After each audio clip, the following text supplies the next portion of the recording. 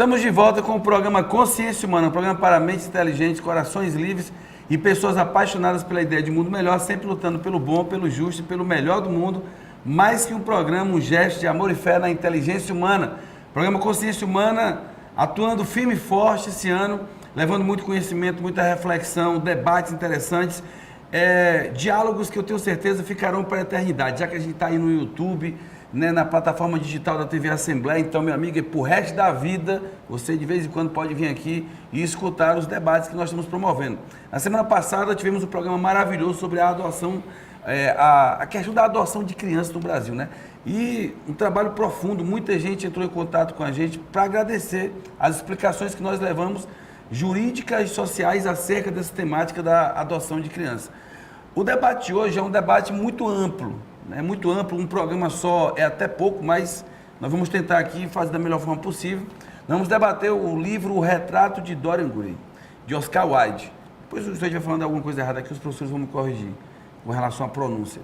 O Retrato de Dorian Gray, ele marca, né, um momento muito simbólico lá do século XIX, e é uma obra muito interessante porque ela mexe com a filosofia, com a estética, com a história, com a literatura.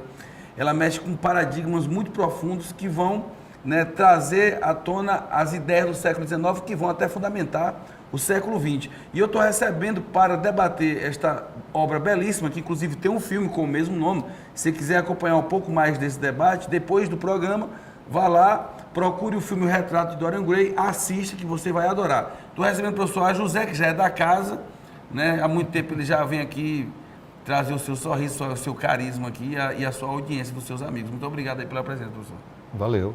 Valeu. Estamos aqui dispostos a bater um papo bem legal em relação à obra do Oscar Wilde, que é justamente O Retrato de Dorian Gray.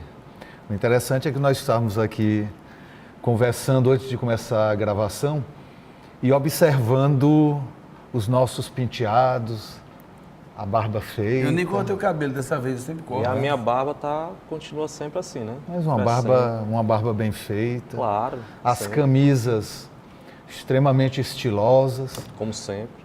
Na verdade, há em cada um de nós uma espécie de Dorian Gray, né? Exatamente. Há em cada um de nós uma espécie de Peter Pan, de garotos perdidos, né? É o estilo. É o estilo e também... Isso é uma carência também? Isso é carência, professor José? Eu não sei se é carência, mas... Está lhe faltando algo? Mas vai além do estilo. É? Não, faltando não, mas está sobrando medo, professor. Está sobrando medo? Medo da velhice. Ih, rapaz. Medo de me despedir da juventude.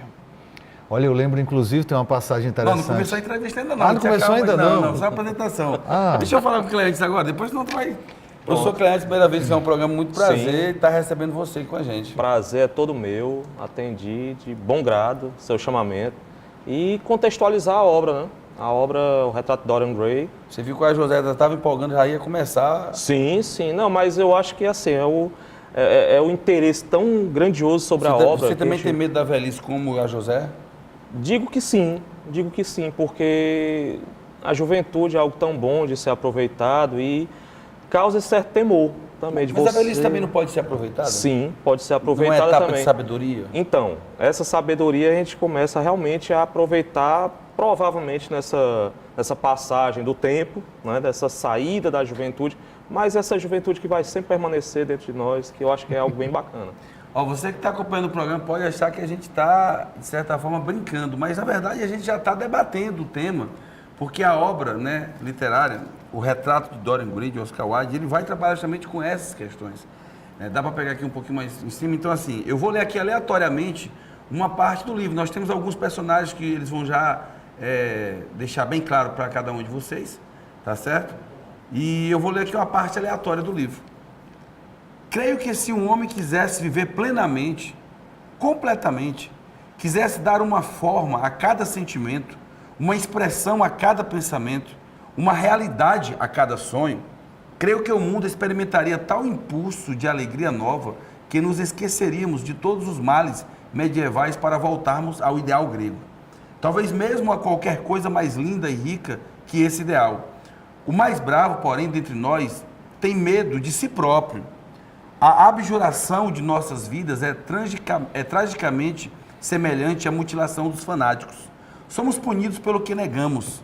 Cada impulso que tentamos sufocar persevera em nosso íntimo e nos intoxica. O corpo peca a princípio e satisfaz-se com o pecado, porque a ação é um modo de purificação. Só conservamos a lembrança de um prazer ou a voluptuosidade de uma saudade. Só quando cedemos a uma tentação, nos desembaraçamos dela. Procure resistir e sua alma há de aspirar doentiamente a tudo de que quiser preservar-se, com a agravação do desejo por aquilo que todas as leis monstruosas tornaram ilegal e monstruoso.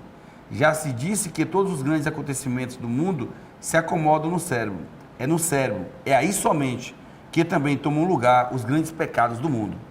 Professor José, faça as honras da casa aí do livro. Olha, você me interrompeu agora há pouco, Mas fique à vontade. mas eu preciso falar isso aqui. Pode desabafar, usar o programa. Não, para eu isso. vou desabafar. Na verdade, o programa de hoje vai ser uma espécie de terapia para quem está em casa e também Para você. para mim e para você também. Também? Para o professor Cleantes. Vamos lá. Tem uma história que diz que o Vinícius de Moraes, já prestes a morrer, né?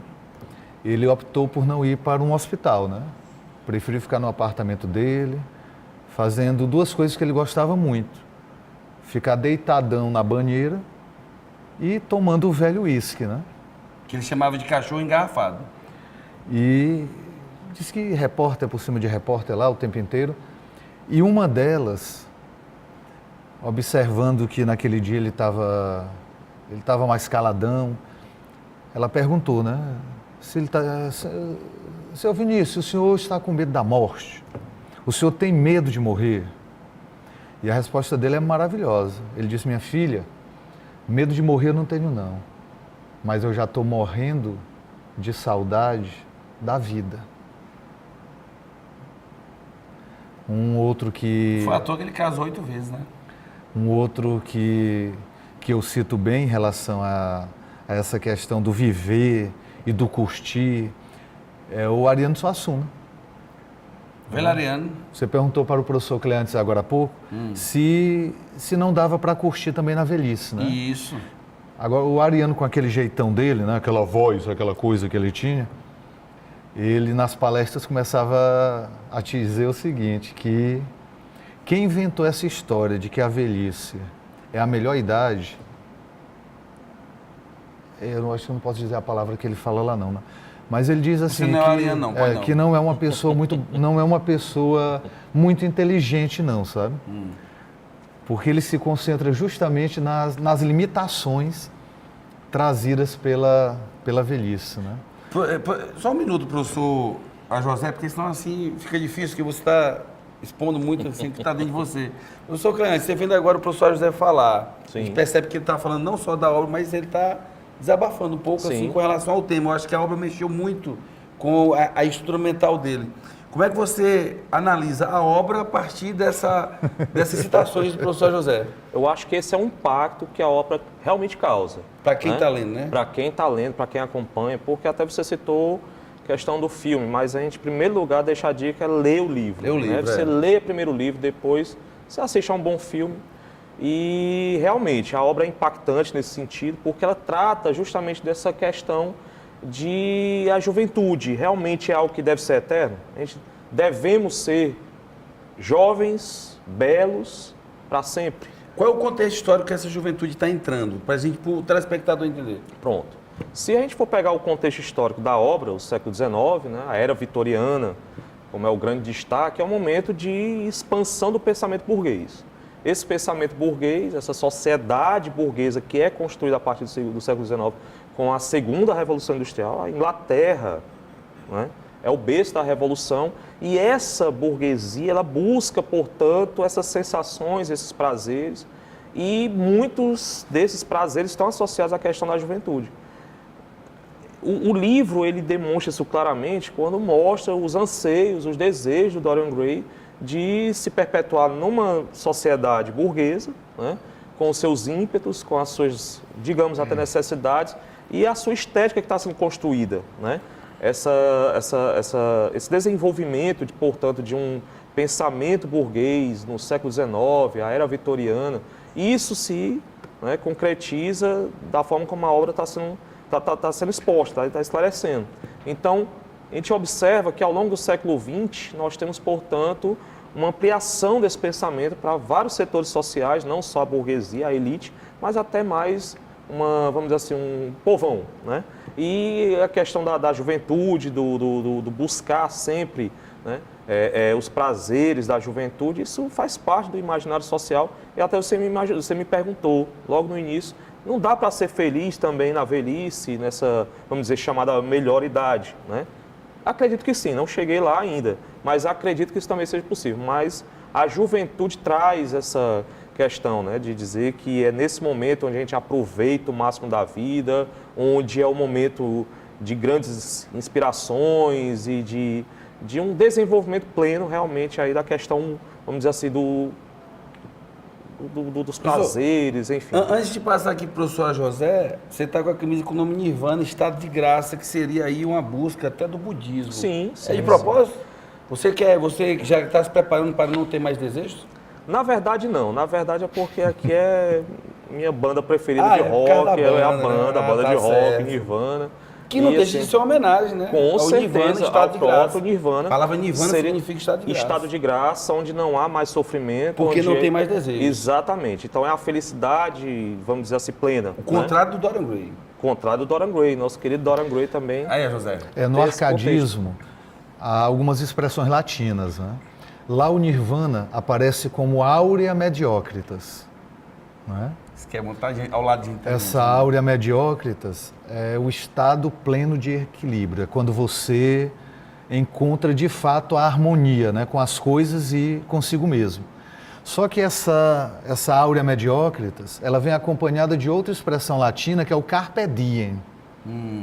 Sociedade de Poetas Mortos, me lembra bem. Então, lá no século XVIII, eles associavam bem isso, né?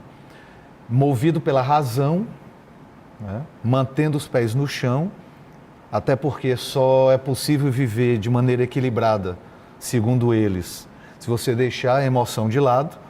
Então, eu sei aproveitar o dia, eu sei curtir cada momento da minha vida, justamente porque eu me deixo levar por uma racionalidade, né? No barroco, quando eles gritam esse mesmo carpe diem, é completamente desvinculado do nirvana, da áurea mediocritas, porque lá é uma tentativa desesperada de aproveitar cada pedacinho de vida. Como se estivesse acabando mesmo. Como se estivesse acabando. Então, se eu fosse, por exemplo, comparar a obra O Retrato de Dorian Gray, que já foi publicada ali em 1890, pela primeira vez, né? Num período em que a escola literária que predomina é o realismo, né? Mas já com uma outra escola literária ali de maneira marginal, que é o simbolismo. Se eu fosse comparar o Retrato de Dorian Gray, né, com o barroco e com o arcadismo, né, o Dorian ele está mais para o barroco, né? O Dorian ele vive a angústia, ele vive uma dualidade. O Dorian ele está dividido entre Deus e o diabo, né? Entre a razão e a emoção. Ele está dividido entre a ciência e a espiritualidade, né? E é justamente essa dúvida que vai fazer com que ele, ao valorizar tanto os prazeres que a juventude proporciona, que ele acaba fazendo o que seria aí uma espécie de pacto com o diabo, né? E aí dando uma aqui de advogado do diabo mesmo. Se a juventude não fosse algo, pelo menos para o Dorian, né, tão extraordinário, ele jamais teria, né, se corrompido de tal maneira, né? Há uma passagem da obra em que o Dorian deixa bem claro, quando ele olha para aquela pintura, né, que foi feita pelo Basílio, e bate aquela tristeza influenciada pelo Lord Henry, né, que é o que coloca na cabeça dele a ideia, né, de que enquanto o quadro permanecerá sempre bonito, né, sempre atraente, ele, Dorian, né, o modelo, né, de tamanha beleza, está se deteriorando, né? Então o Dorian olha para o quadro e diz com todas as letras: eu seria capaz de tudo, eu seria capaz de dar minha própria alma, viver eternamente jovem, bonito, né, e curtindo toda essa força, todas essas coisas que a juventude proporciona. Sem fugir muito do assunto, eu lembro até da obra Fausto, do Goethe. Né? Porque lá o Henrique Fausto ele vai fazer uma espécie de pacto. É o pacto, ele vai deixar de ser um idoso. Ele lá na obra Fausto, ele é reconhecido porque ele é um homem de sabedoria, é exemplar, mas já está no fim da vida, quis o conhecimento todo, não conseguiu, e faz um pacto lá com o Mefistófeles, para voltar a ser jovem, para aproveitar a vida também. Exatamente. A obra Fausto, ela se manifesta também até nesse desejo do Dorian, de buscar essa eternidade, essa juventude eterna, digamos assim, né? E isso, mais uma vez, resgatando o contexto histórico da obra, que aqui a minha função é essa, né?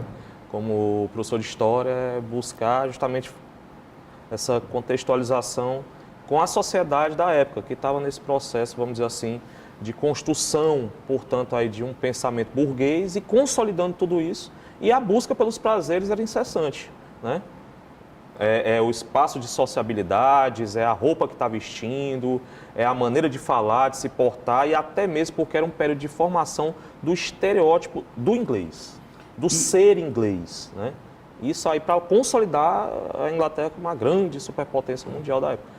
Isso também. Influências fortes que ela vai ter no mundo todo naquele momento. Com certeza. E aí entra a questão do pensamento, né? O José está trazendo aqui essa coisa mais da literatura que parece que vai nascendo assim das entranhas dele.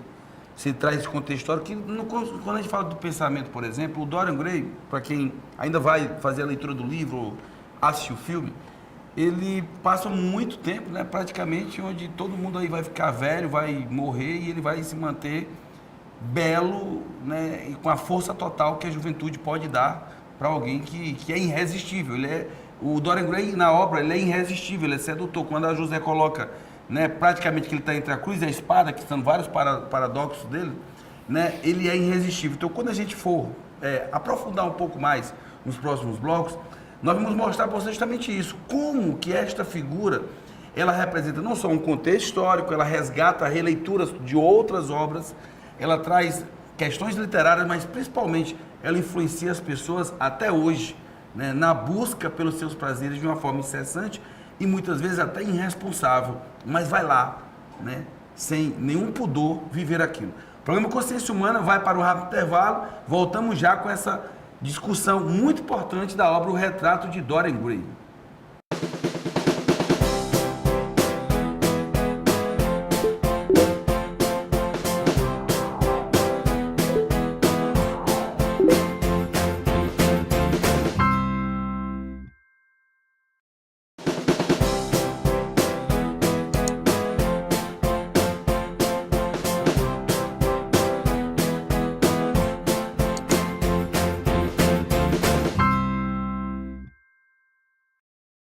Estamos de volta com o programa Consciência Humana, agora no segundo bloco do programa, a gente vai entrar um pouquinho mais em alguns detalhes da obra O Retrato de Dorian Gray. Só lembrando, não dá aqui para a gente falar tudo, ele tem personagens específicos, a gente não vai dar para aprofundar esses personagens, você tem que ler o livro.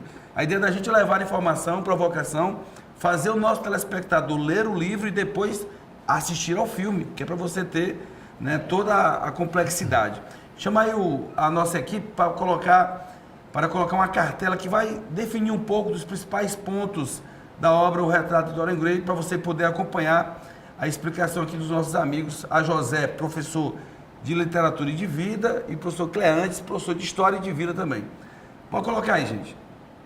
Bom, o que Oscar Wilde nos reserva para hoje? Aí é uma pergunta que você traz, José, dentro daquilo que o Oscar Wilde é o escritor, né, que vai trazer esta obra, O Retrato de Dorian Gray. Aí você coloca arte, vaidade, efemeridade, hipocrisia social, o homem enquanto ser manipulador. Fique à vontade, os dois agora aí. Em relação à arte, tem uma passagem da obra que mostra bem a discussão estética e metalinguística que o escritor tenta proporcionar. O Dorian, ele ficou encantado com uma personagem chamada Sybil Vane, né? Ela é uma atriz, tá? Faz parte de um grupo de teatro pobre mesmo, sabe? De poucos recursos.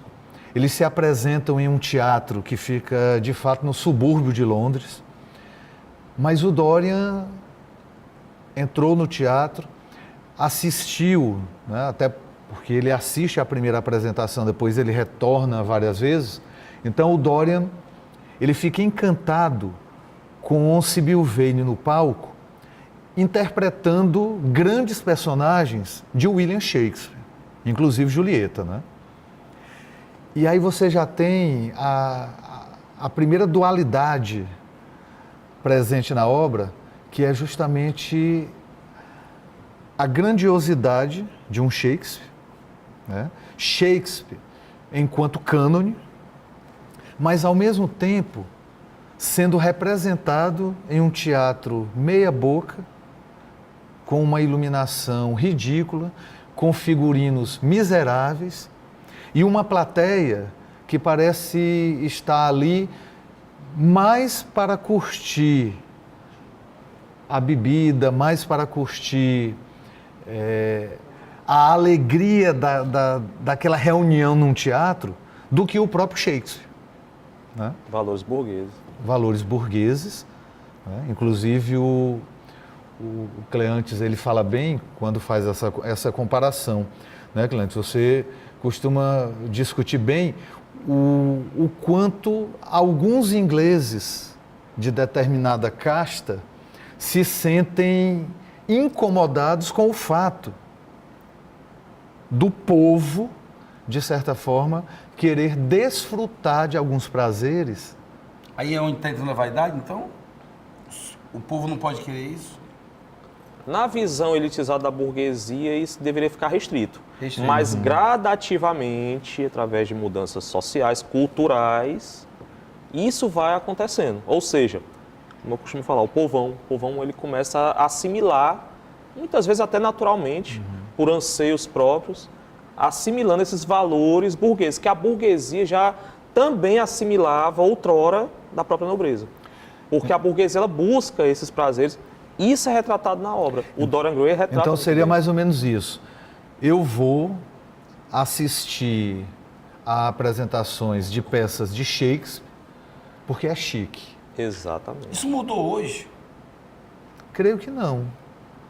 Creio que não tenha mudado. A diferença é que hoje você acessa, através das mais diversas mídias, os conteúdos que você quiser. Sejam eles aqueles que você aprecia ou não.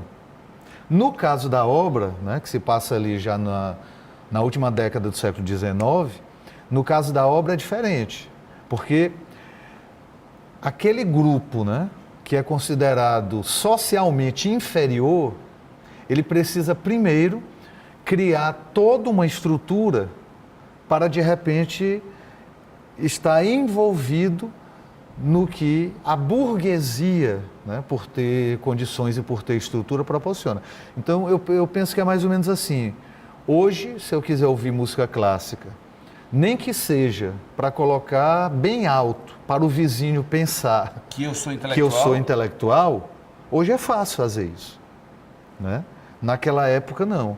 Eu também poderia estar apenas querendo dar uma de intelectual, mas dava mais trabalho. Aí entra o que o professor José colocou lá sobre a hipocrisia social, um dos pontos que ele coloca. Sim, sim. A hipocrisia pode até se manifestar porque durante a era vitoriana, até como eu mencionei agora há pouco, onde há a formação desse estereótipo do inglês, né? Até uma consolidação, porque os valores da nobreza eles são resgatados na era vitoriana. E nesse período nós vamos ter um período de rígidos valores morais. É uma marca registrada dessa época. E aí a burguesia ela vem praticamente para contrapor certos desses valores. Então a burguesia nesse momento é revolucionária? Eu não diria, talvez, revolucionária. Está se contrapondo. Está se contrapondo, mas ao mesmo tempo são necessidades que vão acontecendo, não porque eu vou ter que fazer isso porque eu vou contra os morais impostos pela própria, vamos dizer assim, aristocracia da época. Mas é porque a burguesia vai assimilando isso gradativamente. E, consequentemente, vamos dizer assim, as camadas mais baixas da população. A camada operária, né, os trabalhadores, enfim. Então, é uma construção social. São valores que vão sendo construídos. Você coloca a ideia de revolucionária, eu diria que vai acontecendo de uma maneira, assim, talvez até natural. Ou seja, é uma necessidade de buscar certas situações, certos momentos de prazer que a burguesia diz, eu posso fazer isso? Posso. Por quê? Porque eu tenho posse. Então eu vou buscar esse prazer. E, consequentemente, a própria classe, vamos dizer assim, operária, trabalhadora, as camadas mais baixas, mais pobres, também vão assimilando esse tipo de situação. Até porque a busca por esses prazeres, ela não depende da condição social. Todo mundo gosta, né, professor Zé? Organizando para quem está aí em casa. Então, o Dorian... Volta aí a cartelinha. Isso, coloca aí. O Dorian, ele vai assistir a peças teatrais do Shakespeare. O dono do teatro é um homem grosseirão. O dono do teatro é um homem grosseirão. As pessoas que frequentam aquele teatro se comportam também de maneira grosseira. Mas, de repente, surge ali no palco, interpretando personagens femininas do Shakespeare, uma atriz desconhecida pela burguesia, mas que traz todo o encanto, toda a beleza, toda a pureza. A pureza, o encanto, a beleza está ali na efemeridade. Ela é efêmera, tudo isso. Mas eu queria só fechar a questão eu falo isso porque é questão de potencializar mesmo. Exatamente. Agora, fechando só a questão da arte, aí eu puxo para aí. Quando o Dorian fica noivo de Sibyl Vane, ela apaixonada, ele apaixonado. Ele está puro ainda nesse momento. Ele ainda está. Lord Henry ainda não... Aí ele pega, convida os amigos, chama o Henry, chama o Basílio e leva os dois para assistirem a uma apresentação de Romeu e Julieta. Porque ele quer que eles enxerguem o que ele foi capaz de enxergar, a beleza e a graça naquela menina. Só que naquela noite, a interpretação dela é medíocre. É tanto que eles vão embora, o Henry e o Basílio, antes da peça terminar. Quando o Dorian vai conversar com a atriz, vai conversar com Sibyl Vane, sabe o que ela disse para ele? Que interpretou daquela maneira tão superficial, tão falsa, tão medíocre, porque depois que ela se apaixonou pelo Dorian, ela não seria mais capaz de fingir, de interpretar sentimentos. Eu chamo a primeira carteira dos aforismos, eu já trouxe alguns aforismos pra gente aqui. Coloca aí pra gente, pro professor Cleantes, analisar essa questão do homem como manipulador, né? O único encanto do casamento é que proporciona uma vida de decepção absolutamente necessária para ambas as partes. Que coisa forte. Né? Olha só que pensamento fortíssimo, né? Mas falando isso ali pra alguém que tá... Professor Cleantes, você... Recém-casado. Recém-casado. Comente. Muito bem casado. Comente esse aforismo pra gente. Olha, eu acho que é nesse momento que o nosso querido amigo Harry, né, ele começa a perceber justamente essa, vamos dizer assim, essa até dualidade da vida, né? Onde você vai ter os dois lados, onde você vai, quando ele coloca aí o único encanto do casamento que proporciona uma vida de decepção absolutamente para ambas as partes, ou seja, necessária, né? Necessária. A decepção é necessária. A decepção na visão dele é necessária. Para quê? Para que se possa manter-se esse equilíbrio. É algo, né, que vai, portanto, aí fazer parte desse aforismo, desse pensamento, e até mesmo nessa questão aí de como se enxergava nesse período, vamos dizer assim, a condição social do próprio relacionamento. Até porque os relacionamentos eram acordos, né? Então, ali, em vez de ser necessário, podia ser até inevitável, né? Posso até fazer aqui algo relativo a... Minha função aqui é o debate histórico. A própria Rainha Vitória, né? Ela quebra um paradigma e ela casa por romantismo né? Nesse momento aí, ela tem, portanto, fugindo daquela regra, né, dos casamentos arranjados, ela casa por amor. Ela casa por amor. E aí é uma né? quebra de paradigma aí. Quebra de paradigma. Casar por amor naquele momento é um paradigma. Mesmo, né, tendo esse tipo de pensamento da decepção, de algo que é necessário para ambas as partes, enfim. Mas é um risco a ser corrido, né? Lembrando que o Henry ele é um provocador, né? Isso. E o casamento, a instituição casamento, ela, até hoje inclusive, né, ela tem esses ares de algo intocável. Encantador. Né? Isso, que não isso. pode ser profanado. Isso. Então, de repente, nesse ambiente burguês do final do século XIX, você ousar questionar justamente o que é a base de uma educação, porque as meninas, elas eram educadas para quê? Para casar, cuidar da casa, cuidar do marido e cuidar dos filhos. Pronto. De repente surge uma personagem ou um autor como Oscar Wilde que quebra todo esse encanto e associa o casamento a uma grande, se não a maior de todas as decepções. Traz a outra cartelinha aí para a gente fazer a reflexão, né? Outro aforismo aqui, o professor A. José Cleantes trazem para a gente. Pois bem, o valor de uma ideia nada tem a ver com a sinceridade da pessoa que a expressa. Está dizendo o que ali, professor? Você imagina que nós vivemos a hipocrisia, né? Eu vou te dar um exemplo bem do dia a dia e do nosso próprio ambiente enquanto professores. Quantas vezes nós não reclamamos dos nossos alunos quando eles estão em sala de aula utilizando celular? Quantas vezes nós já não colocamos para fora de sala de aula alunos que estavam usando o celular? E quantas vezes nós, quando somos convidados para as famosas reuniões pedagógicas, não passamos aquela palestra inteira usando o celular? É mesmo, professor? Entendeu? O fato de eu dizer para um aluno que em sala de aula não é devido, né, que ele use o aparelho, tá, está corretíssimo. O que não significa que eu não esteja sendo hipócrita, já que o conselho que eu estou dando, a recomendação que eu estou dando, nem eu mesmo sou capaz de aceitar. Sou capaz de realizar. O professor já está explicando e está com um sorriso no rosto, professor Cleantes. Sim, eu observo. Como é que você percebe isso? Essa felicidade do A. José, porque o A. José é um grande nome da literatura, né, teresinense, piauiense, e ele analisa uma obra dessa e as paixões vão aflorando, né? Ou seja, ele vai trazendo algo do cotidiano, até já pegando um exemplo nosso, né, de professores, enfim.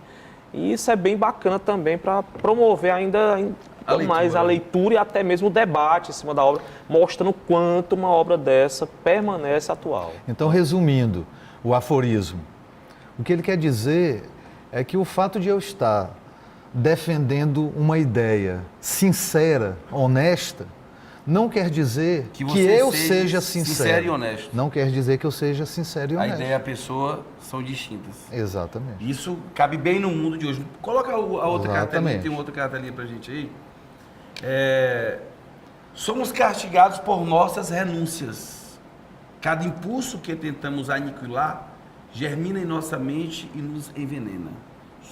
Isso é forte. O que eu renunciar, eu vou ser castigado por isso? O castigo pode surgir em forma de doença. Doença física, doença psicológica. A gente não pode esquecer que... Se eu renunciar a um amor proibido, vou ser castigado? Não estaria eu fazendo algo correto, já que era proibido?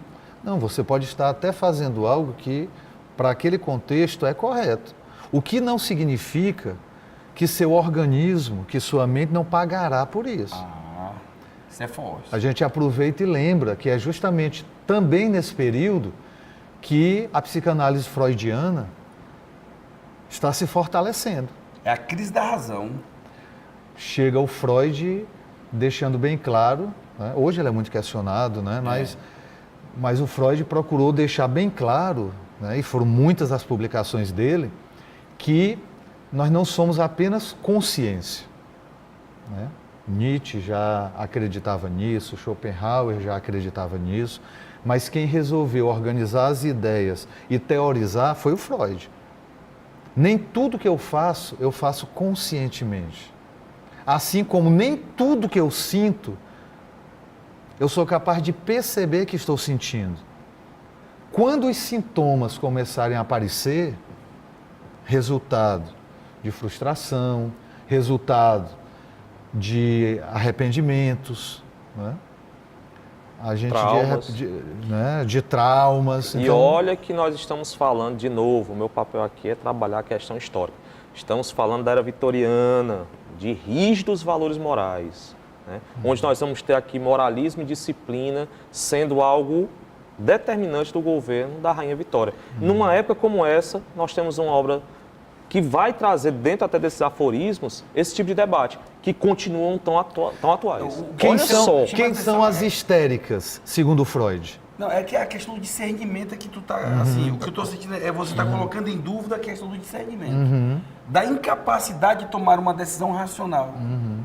Ou seja, o que está sendo colocado em dúvida, olha, tomar uma decisão racional, ter um certo discernimento, o que hoje se chama muito de equilíbrio emocional, dentro da raça humana é algo quase que improvável. E isso faz parte desse estereótipo do inglês. Ou seja, nós temos aqui uma sociedade da época que tinha essa rigidez moral. Mas esse inglês, naquele momento, ele é o mundo. Isso. Ele está passando isso para o mundo. Até porque ele está num momento de expansionismo colonial, que é o imperialismo ou neocolonialismo do século XIX, se consolidando como a grande potência mundial e levando esses valores para todo mundo, como você está falando. E é um momento aí onde esse moral, rígidos valores morais, vão ser implementados até numa questão política e, consequentemente, cultural. E aí chega a hipocrisia social, por causa do que foi que nós mais ouvimos. Nós vamos pro rápido intervalo, o negócio tá bom, você que é nosso telespectador. É porque a obra realmente ela é palpitante. É instigante, O A. José vai voltar aqui respondendo a própria pergunta dele, que ele quer falar da histeria.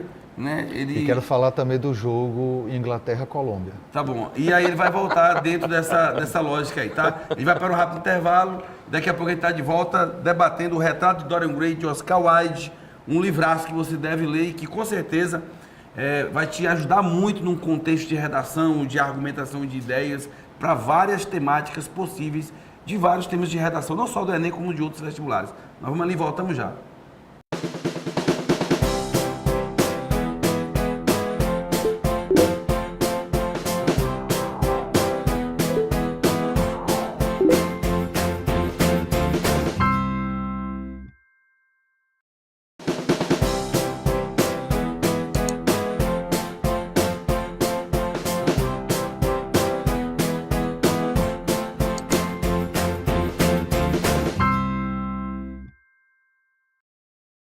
Estamos de volta com o programa Consciência Humana. Professor José, no bloco passado você questionou aqui a questão do conceito da histeria e relacionou agora Inglaterra e Colômbia, que teve na Copa do Mundo, foi para os pênaltis. Não entendi, não. Vamos lá, duas coisas, rapidamente.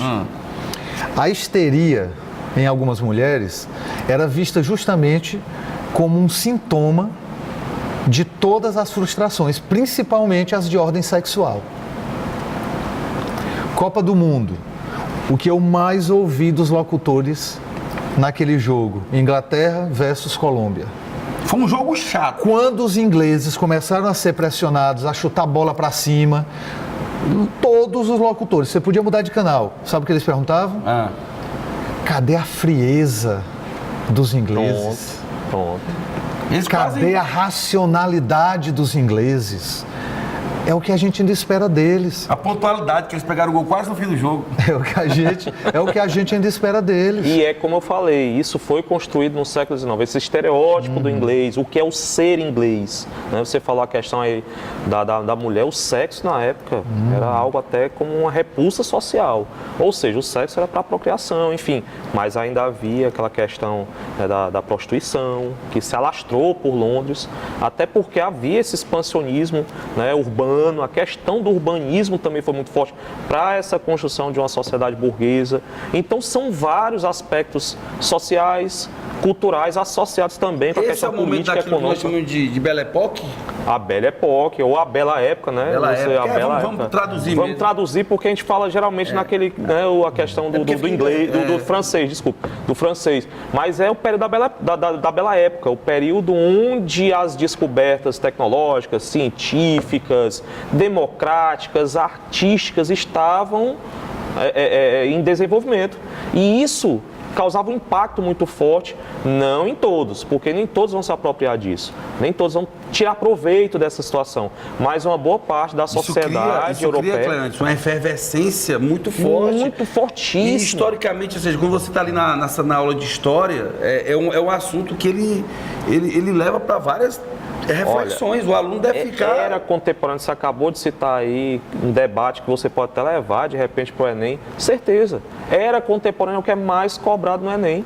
Então você debater esse tipo de situação de construção de uma sociedade, a gente está falando aqui da obra O Retrato de Dorian Gray, a Inglaterra, final do século XIX, mas também a gente pode associar com a própria sociedade europeia do século XIX, e isso vai expandir nesse mundo ocidental. Então é algo fantástico de ser debatido, de ser analisado e de que você pode tirar diversas situações para entender esse momento e, consequentemente, o próprio século XX e, consequentemente, o momento atual, o século XXI. Isso é certeza se debatido no Enem. E essa frieza do inglês que a gente fica esperando, essa questão da histeria, ou seja, no final do jogo eles estavam, né, com a vitória nos pênaltis da Colômbia, o capitão da Inglaterra estava enlouquecido. Estava enlouquecido, literalmente enlouquecido. Né? Porque há muito tempo eles vivem uma frustração no futebol. Se coloca uma situação sexual e eles vivem a frustração no futebol, que era não passar. Bota outra cartelinha com acho que o último aforismo que a gente pediu, né? As mulheres são o sexo decorativo, representam o triunfo da matéria sobre a inteligência. Às vezes é difícil, né, a gente falar um pouco desse tipo de assunto, porque hoje a gente vive um momento em que a mulher ela está quebrando paradigmas, ela está mostrando, conquistando o seu espaço na sociedade. Que bom que as mulheres elas estão mais cientes da sua responsabilidade social com uma mudança de mundo, porque eu acho que não tem nenhum tipo de ser que passou por essa terra que foi mais, como é que eu posso dizer, perseguido, sofreu mais covardia do que o ser mulher. Nenhum, nada, sofreu mais do que a mulher. Na história, na filosofia, na ciência, elas são silenciadas, né? Você não pode falar sobre elas. Por exemplo, eu lembro aqui da Safo de Lesbos, que foi uma grande poeta e que nessa época do século XIX, né, pegaram a palavra Safo, de uma poeta, e criaram aí a nomenclatura safado, safadeza. E Lesbo, que era a ilha, né, uma ilha grega que tem inclusive os refugiados da Síria, estão lá, o Papa Francisco esteve lá agora, foi associado à lésbica, ou seja, justamente para você esquecer que a Safo de Lesbo existiu. Ou seja, a mulher, ela não poderia ser uma protagonista, é mais ou menos isso que ele está dizendo ali. Não é? Como é que o senhor traz isso aí, professor? Ó, primeiro, né, aproveitando que o Cleante citou o Enem, obras como o Retrato de Dorian Gray, eles ampliam leques de argumentação, de possibilidades para quem vai fazer essa redação. Sim. Ao final do ano. Nós temos dois temas muito fortes ali e extremamente atuais. Essa discussão a respeito do papel social da mulher e uma discussão a respeito da homoafetividade, das relações homoeróticas, né? O próprio Oscar Wilde sofreu perseguições muito fortes. Sim. A obra O Retrato de Dorian Gray foi considerada uma obra perversa, foi considerada uma obra ofensiva. Dos valores morais da época. O próprio Oscar Wilde chegou a ser levado a julgamento. Ele precisou estar diante da justiça. Foi julgado por conta dessa obra? Foi julgado por conta dessa obra. Das atitudes dele também, né? Acusado de sodomia. Né? Então você tem um escritor, né, acusado de sodomia e que publica uma obra que seria uma apologia a esse tipo de comportamento. A obra sofreu censura, né? Ela foi publicada inicialmente em uma revista literária, mas quando ele resolveu publicar, né, em livro, ele precisou se submeter a uma censura. Fortíssima, né? Né? Eu gosto sempre de mostrar essa parte, é interessante. Quando o Oscar Wilde se refere ao homoerotismo na primeira edição, que foi aquela que saiu na revista, quando da publicação do livro, ele teve que sublimar esse erotismo, né? E todo aquele desejo que há entre pessoas do mesmo gênero, né, entre si, precisou ser transformado numa espécie de admiração artística. Então, Basil Hallward não deseja sexualmente o Dorian. Ele apenas, enquanto artista, está encantado com tamanha beleza. Com a figura do Dorian. Com a figura do Dorian. Então, todas as vezes que você percebe entre o Dorian, o Basílio e o Lord Henry qualquer aproximação, né, que, claro, na obra, um leitor inteligente vai perceber essa sugestão homoafetiva, mas ela está ali disfarçada em forma de subliminar, como se nós estivéssemos ali apenas homens que se apreciam e que se aproximam por interesses artísticos. Interessante que isso me remete lá à Grécia Antiga, a Atenas, né, a questão filosófica, lá os banquetes, isso, que só os homens poderiam participar. Exatamente. Você era falando e passando. São releituras que são muito interessantes, porque eu digo, o que torna isso um clássico? Porque você está lendo aqui uma coisa e você está lembrando de um outro. Exatamente. De uma situação. Isso. Atenas vivia isso que o nosso querido José está falando, Cleiton. Exatamente. A gente tem aí, como já foi debatido, como já foi falado aqui, uma quebra de paradigmas, né?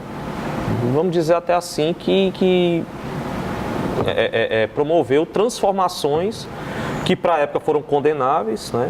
Eu acredito que inclusive seriam até hoje. E quem não tiver, quem nunca leu a obra, nunca assistiu o filme e não está entendendo o que nós estamos falando, pode estar até julgando a gente agora nesse momento também.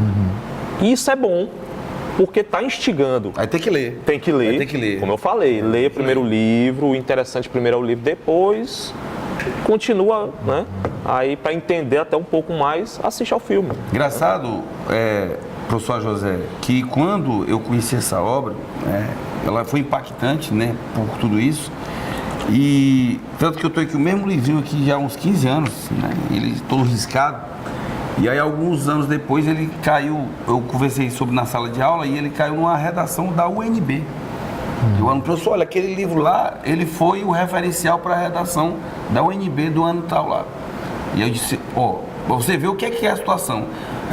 O Enem, ele é um vestibular que tudo bem, ele cobra de uma forma em que todo mundo possa fazer a sua prova.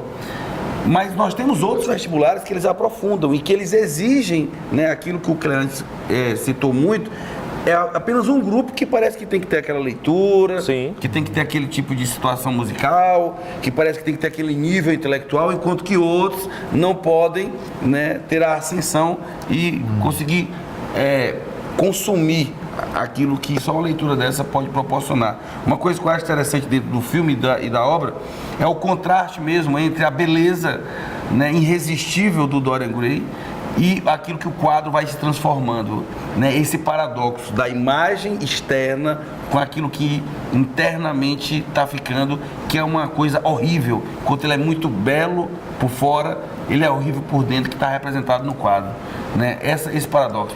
O Oscar Wilde, ele foi inteligentíssimo, porque ele conseguiu, através desse recurso fantástico, materializar a alma daquela gente daquela época.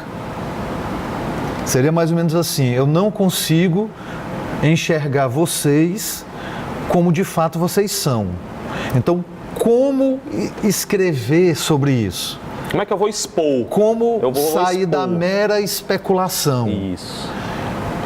O retrato é justamente a forma de objetivar isso. Entendeu? Eu olho para aquela pintura e a degradação dela nada mais é do que, de fato, quem a pessoa é. Rapaz, esse negócio é tão complicado que eu tô aqui angustiado com vocês falando, porque a minha que você fala me lembra aqui da teoria das formas do Platão.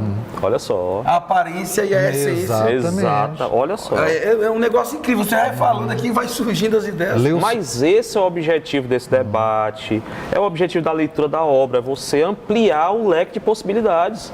Você, a partir de olha só, é um debate, né, que a gente está aqui buscando entendimento sobre a obra dentro do contexto histórico do século XIX, da sociedade inglesa do século XIX. E olha como você já está remetendo à Grécia Antiga, olha como você já está falando de filosofia, olha como você já está comparando com o momento atual. Ou seja, cara, é imprescindível uma leitura como essa para a gente ter um entendimento melhor de como foi construída não só essa sociedade inglesa, mas a própria sociedade ocidental. Você que é nosso telespectador, para te trazer um pouco aqui para o nosso debate, você imagina só.